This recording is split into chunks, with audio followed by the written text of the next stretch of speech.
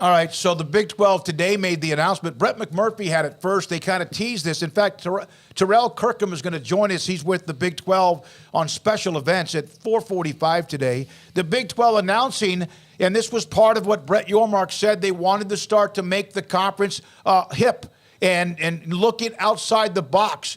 Normally, if the Big 12 may have had a halftime performance, it may have been a country western star. Nothing wrong with that because some of them are phenomenal.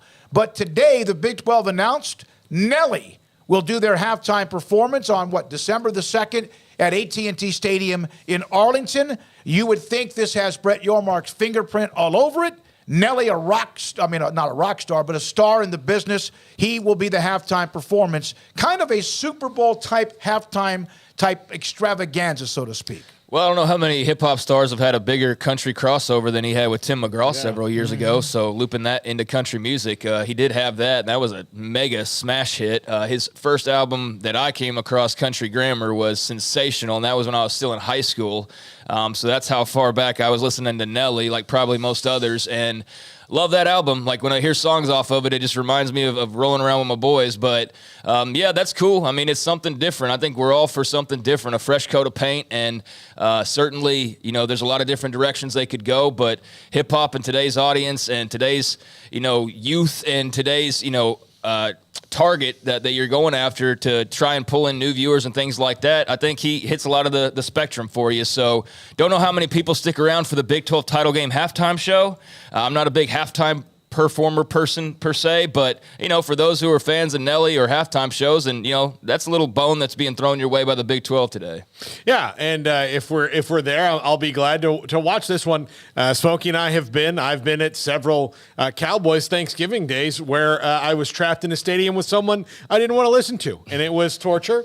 And I would have confessed to crimes I didn't commit. Brasco Flats? No, it was Kenny Chesney. That's right, twice. it was Kenny Chesney. Kenny Chesney twice. I would have confessed to crimes I did not commit. I would have been like, the Lindbergh baby, that was me. Did it. Sorry about it. Get him out of here. I cannot take this anymore. But yeah, no, I'm excited. Like, it is cool. Like, you've got to make things.